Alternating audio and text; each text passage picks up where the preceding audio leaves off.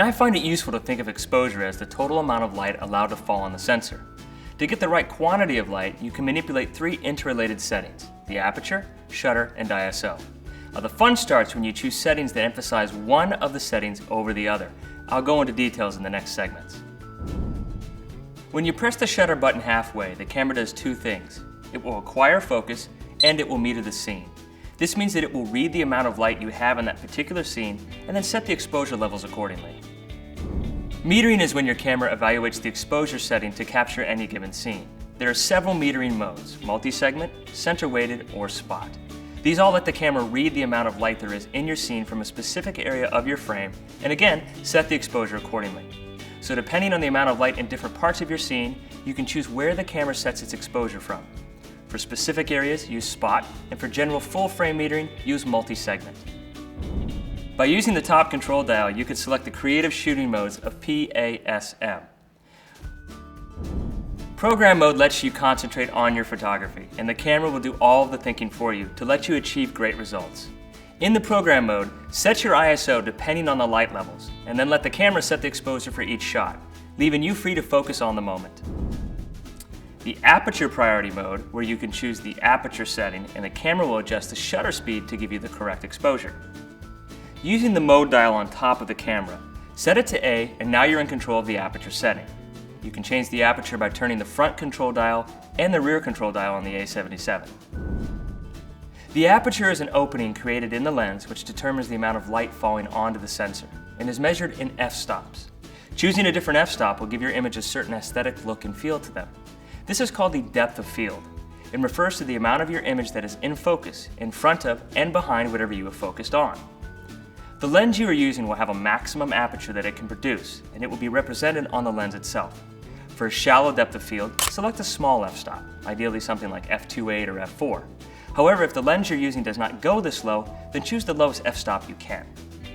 A shallow depth of field will cause the space in front of and behind your subject to be out of focus. This is great for portraits where you want the person you're photographing to be the center of attention. For long depth of field, select a high f-stop of f18 or f22. This setting is great for landscape photography where you want your entire image to be in focus, from the objects close to you all the way to the horizon. Shutter priority mode is where you control the shutter speed setting and the camera will select the aperture to give you the correct exposure. Using the mode dial on top of the camera, set it to S and now you're in control of the shutter speed setting. You can change the shutter speed by turning the front control dial.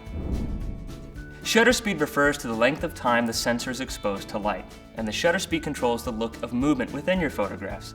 This can add a very different feel to your photography, either by blurring a moving object or freezing action.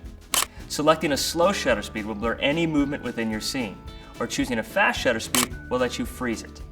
For an artistic shot of a waterfall, using a slow shutter speed will create a milky and smooth look to the water. With action photography, using a fast shutter speed lets you freeze any action, and so it's great for doing sports and capturing movement or energy. Along with depth of focus, the shutter setting is another very creative expression for a photographer. And the manual mode gives you full control over all the camera's exposure settings.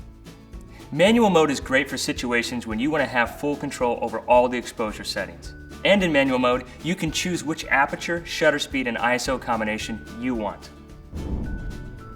The ISO setting gives you control over how sensitive the camera and sensor are to light. For situations where there is a lot of light available, such as skiing or on a beach, the camera can be set to a low ISO setting of 100 or 200. In situations where the light levels are low, such as shooting inside, parties, or night scenes, the ISO should be set to a higher value, such as 3200. This will give you great results in low light without any fear of camera shake.